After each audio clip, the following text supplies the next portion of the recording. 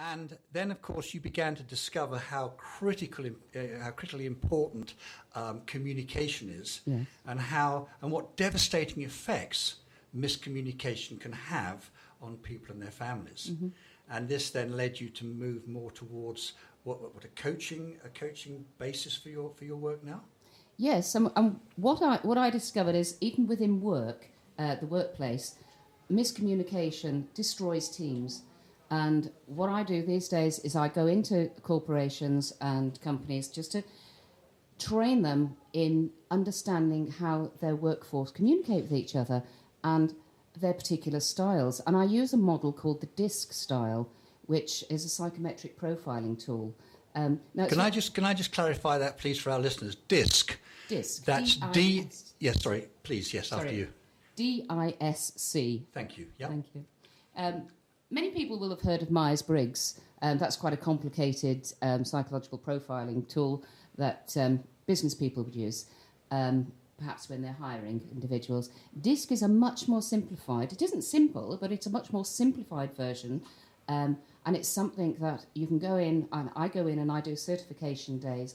I train companies to work with this model within a day. So Wow. we can get people communicating in minutes rather than weeks, months, or sometimes never. Uh-huh. So this DiSC model, Yes. could you please just elaborate on, what each of those four letters actually stands for and what it means when it comes to actually using the model? Okay. Well, the D is for the dominant individual. Basically, all the four letters are for the four personality styles. So you've got D, which is the dominant, I, which is the more inspirational individual, S, which is the steady character, and C, which might be the more cautious individual. Now, most people are blends of all of these. That's an interesting. I was going to ask you that. Yeah. Mm-hmm. So what we would do is we would go in and we'd ask people to do psychological profiling. If you've ever been on a dating site these days, they use this sort of thing, and they come out with your perfect partner.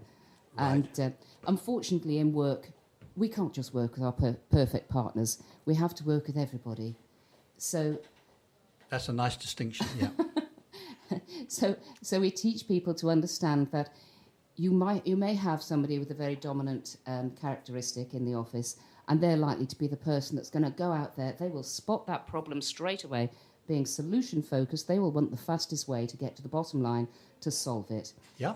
And then the inspirational individual, the high I, they'll be the people who... salespeople are often high I's. They love to be in the company of others. They love to inspire and encourage.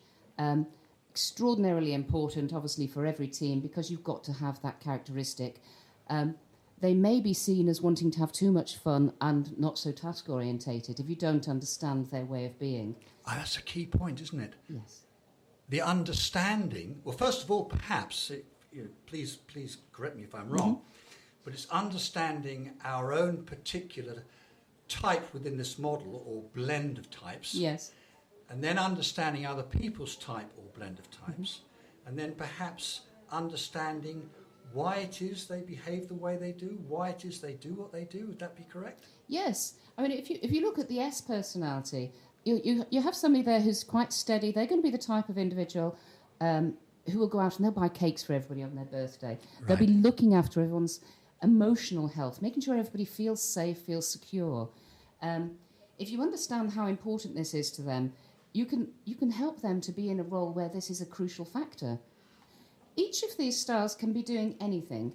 The individual, I mean, any of the styles can be in a management role, but you will find the person who is dominant will enjoy having that sort of control and direction with the team. Oh, so enjoyment comes in here as well. Yes. Yeah. And if we compare the two, you could have two directors, one's a D and one's an S. The high D might run a meeting with nothing more than a cup of coffee on the table. They've just got a list there of things that they want to get through, short, tight agenda, without too much flowery sort of add-ons to it. Whereas the S person is likely to have icebreakers all sorted out. They'll have cakes on the side. they'll be really relaxed, and they'll be checking back and making sure that people are understanding and they're okay. And I can see that there could well be perhaps some conflict between these two at that particular meeting. So how would you go about helping people overcome that sort of conflict, please? When we go in and we do the certification days, we ask people to take the full profile. They do that a day or two before we have the day. Excuse me. So on the day they get graphs, and they understand. They're taught how to understand these graphs, and they can see their blends, and they can see their dominant style. Out of that, we start to encourage people to understand how their styles or their style of doing things can be perceived by individuals, and how that can be problematic.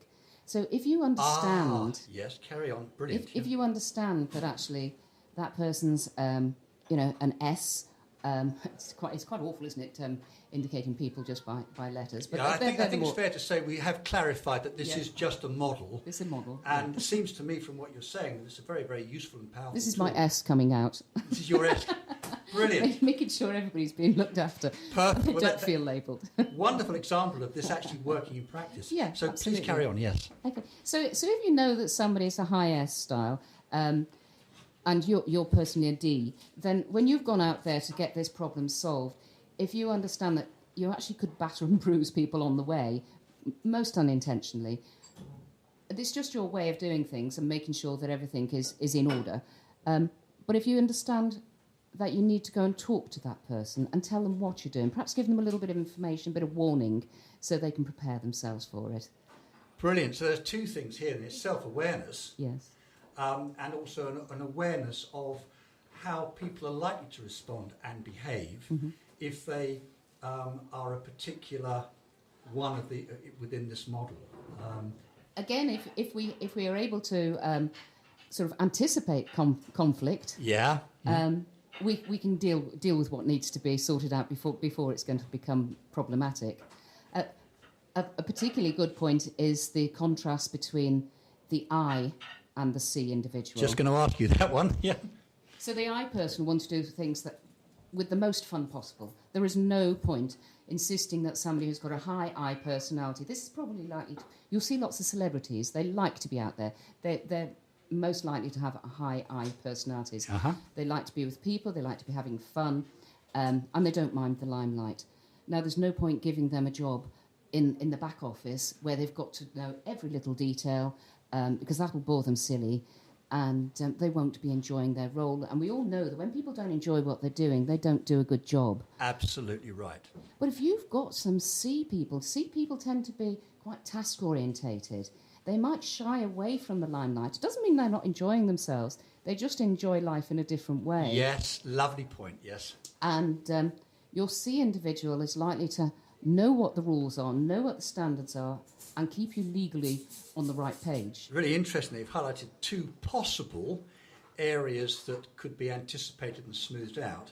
One between the I, the inspirational, Yes. and the C, the cautious, and the other between the D, the dominant, Yes. and the cautious. Fascinating.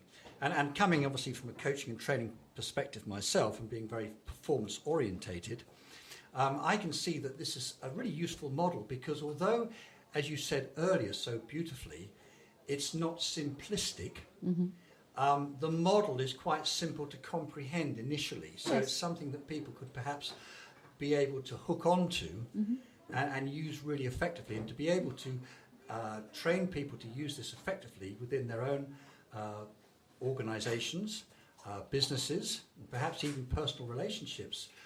In just a day, I think it is a really useful thing to be able to offer people. So, Yes, it's amazing. I'm just so excited about going in and helping people to communicate more effectively. It's much more satisfying to me than working with individuals and knowing they're not communicating with somebody, perhaps their client, and that's causing problems for them. If you've had this training, just by listening to individuals, you'll start to understand which sort of style. This could even be in your first meeting with a client.